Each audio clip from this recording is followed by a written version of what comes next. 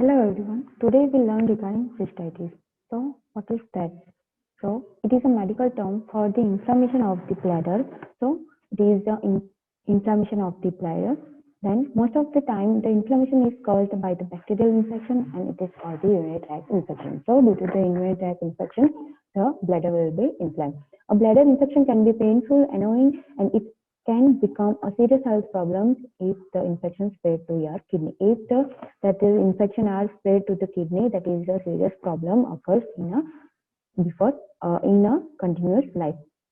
Less commonly, cystitis may occur as a reaction to certain drugs, sedation therapy, and potential irritants such as the feminine hygiene spray, then the supermedical jellies, or the long-term use of the catheter. Cystitis may also occur as a complication of the another illness. The useful treatment for bacterial cystitis is antibiotics. Treatment for other types of cystitis depends on the underlying causes. Which are the causes? Urinary system includes the kidney, ureter, bladder, and the urethra. All play a role in removing the waste products from the body. Kidney, a pair of the bean-shaped organs located towards the back of the upper abdomen, that will be a filter waste from the blood and regulate the concentration of the many sections. Then tubes called the ureter, that is the carry urine from the kidney to the bladder. Then where it is stored until it exits the body through the urethra. In the bacterial cystitis, so UTIs typically occurs when bacteria outside the body enters the urinary tract through the urethra and begins to multiply. Most cases of cystitis are caused by a type of Escherichia coli bacteria. Due to the E. coli bacteria, the UTI occurs. Bacterial bladder infection may occur in women as a result of sexual intercourse, but even sexually inactive girls and women are susceptible to lower urinary tract infection because of the female genital area often harbors bacteria that can cause the cystitis. So due to that, the cystitis occurs. So the non-infection cystitis, although the bacterial infection are most common cause of the cystitis, a number of the non-infections factors also may cause the bladder to become inflamed. Some example include interstitial cystitis. The causes of this chronic bladder infection or the inflammation, also called painful bladder syndrome, is unclear. Most cases are diagnosed in the women. The condition can be difficult to diagnose and treat. Drug-induced cystitis, certain medication, particularly the chemotherapy, then the cyclophosphamide, then the ifosfamide, can cause the inflammation of our bladder as the broken down components of the drugs exit the body. Radiation cystitis. Radiation treatment of pelvic area can cause inflammatory changes in bladder tissue. Then the foreign body cystitis. Long-term use of the catheter can predispose to bacterial infection and to the tissue damage, both of which can cause the inflammation. And the chemical cystitis. Some people may be hypersensitive to chemicals contained in certain products such as bubble bath, feminine hygiene spray, then spermicide jelly, and they may be develop allergic type reaction within the bladder and causing the inflammation. So because these all are products we can use, so we have the chances for the chemical cystitis. Then cystitis is associated with the other condition. So in other condition, it may be sometimes occurs as a complication of the other disorders such as diabetes, kidney stones, and enlarged prostate, or any spinal cord injuries. Risk factors. Which are the risk factors? Are sexually active. Sexually intercourse can result in a bacteria being pushed into the urethra. Use certain types of the birth control. Women who have used the diaphragms are not increased the risk of the UTIs. Diaphragms that contain the spermicide agent further increase the risk of the UTI. Pregnant women. Hormonal changes during the pregnancy may increase the risk of the bladder infection. So due to the hormonal changes, the infection occurs. How experience menopause, altered menopause or the altered hormones level in the post-menopausal women are often associated with the UTIs due to the alteration in the hormones. Other risk factors, both men and the women. Interference with the flow of the urine. This can be occurs in the conditions such as the stone bladder or in men and enlarged prostate. So, due to the stone included into the both man and the woman, and in the man, that is the enlarged prostate. Changes in the immune system. This can happen with the certain conditions such as diabetes, HIV infection, and the cancer treatment. So, due to this, the infection may occur. A depressed immune system increases the risk of the bacterial and in some cases viral bladder infection. Then the prolonged use of the bladder catheter. So if we are using the prolonged catheter and we are not cleaning out, so or we are not we can providing the proper care. So due to that the UTI occur. These tubes may be needed in people with chronic illnesses or in older adults. Prolonged use can result in increased vulnerability to bacterial infection as well as bladder tissue damage. Sinus symptoms. Which are the sinus symptoms? So, a strong persistent urge to urinate, then the burning sensation when urinating, then the passing frequently small amount of the urine, and hematuria, that is the urine blood will be present. Then passing cloudy or strong smelling urine, the pelvic discomfort, then the lower grade fever, feeling of pressure in the lower abdomen. So these all are the signs and symptoms of the UTI or the cystitis. Then diagnostic test. If the patient having symptoms of cystitis, talk to the doctor as soon as possible. In addition to discussing the signs and symptoms, medical history, doctors may recommend certain tests such as, okay, so for that, first of all, they take on the medical history, but for the confirmation, they need to go for the certain tests. So in that urine analysis, for a susceptible or for the suspected bladder infection, doctor may ask for the urine sample to determine whether the bacteria, blood, or the pus is in the urine.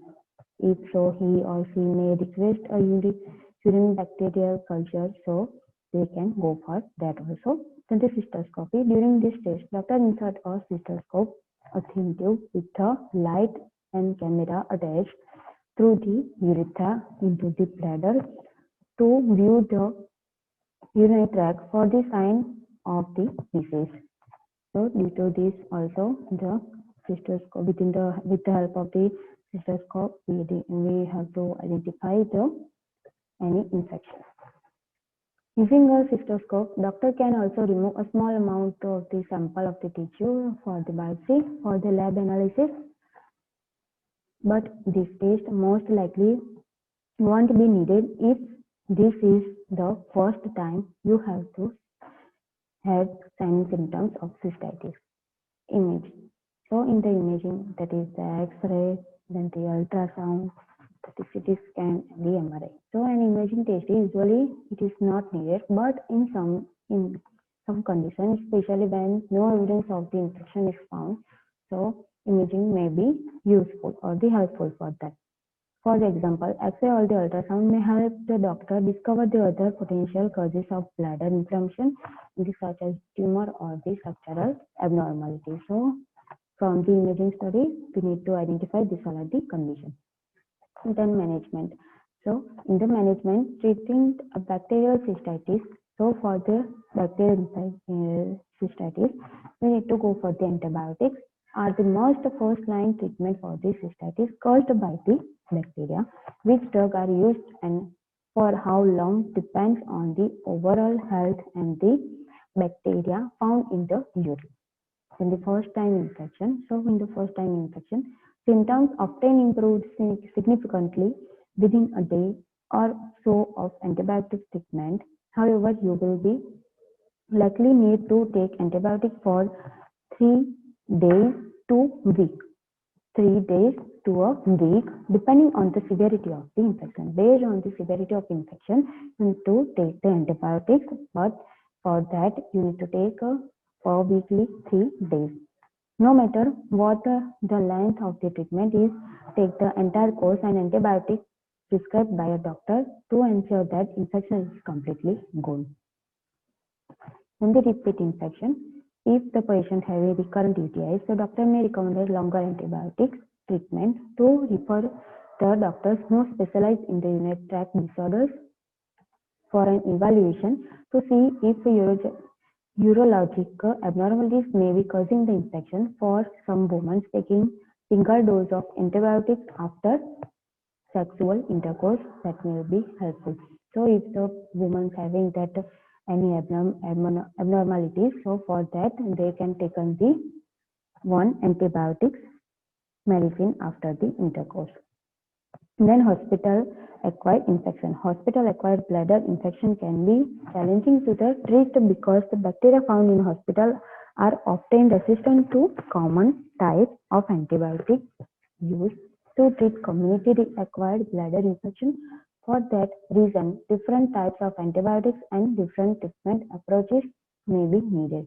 The postmenopausal women may be particularly susceptible to cystitis. As a part of the treatment, the doctor may recommend a vaginal estrogen cream if they are able to use this medication without increasing the risk of the other health problems. Then treating the interstitial cystitis. With the interstitial cystitis, the causes of inflammation is uncertain, so there is no single treatment that works best for every case. Then the therapies used to ease the signs and symptoms of the interstitial cystitis include the medication that are taken orally or inserted directly into the bladder. So the procedures that manipulated the bladder to improve the symptoms, such as stretching the bladder with the water or the glass or the surgery. That is the bladder distension. Then the nerve stimulation, which use the mild electrical pulse to relieve pelvic pain and in some cases reduce the urinary frequency. Then treating other forms of non-infectious cystitis. If the person having hypersensitivity to certain chemicals in using the bubble bath, then the spermicides, then these all are the avoiding these products may help for the erase the symptoms and prevent the further episode of the cystitis. So we can avoid these all are the chemicals. Then treatment of the cystitis that develop as a complication of chemotherapy, radiation therapy focuses on pain management, usually with medication and hydration to flush out bladder irritants. So due to the chemotherapy and radiation therapy, also the occurs cystitis. Then how you can prevent the cystitis? So use a heating pad. A heating pad placed on the lower abdomen can soothe and possibly minimize the feeling of bladder pressure or the pain. So that will be reduce the pain or the pressure. Then we stay hydrated. So you need to drink plenty of water for the 3 to 4 liters. Drink plenty of fluids to keep yourself hydrated. Okay. Then avoid the coffee, alcohol, soft drinks with caffeine and citric juices, as well as spicy food until the infection clears. These items can irritate the bladder and aggravate a frequent or urgent need to urinate. So they take a sitz bath. Soak in a bathtub of warm water for the 15 to 20 minutes to help the relieve the pain or the discomfort. So you need to take the sitz bath for 15 to 20 minutes. That will be helpful for this discomfort or the pain. Drink plenty of liquids, especially water. Drinking lots of fluids is especially important if getting the chemotherapy or radiation therapy, particularly on treatment days. Then urinate frequently. If the person may feel the urge to urinate, don't delay using the toilet. Okay, if the person feeling the urine passing, so they can be go for the urgently toilet, so we can't delay that. They wipe from front to back after the bowel movement. This prevents the bacteria in anal region from spreading to the vaginal and the urethra. Take shower rather than tub bath. If they can use if some of the patient using the tub, so we can avoid that and we can use the shower that prevent the infection. Then gently wash the skin around the vagina and the anus. Do this daily, okay, but does not use the harsh soaps or the wash too vigorously. This delicate skin around this area can become irritated. Then empty your bladder as soon as possible after intercourse. So after that, drink a full glass of water that can flush the bacteria. Overusing deodorants, spray, or feminine products in the genital area. These products can irritate the urethra and the bladder. Thank you.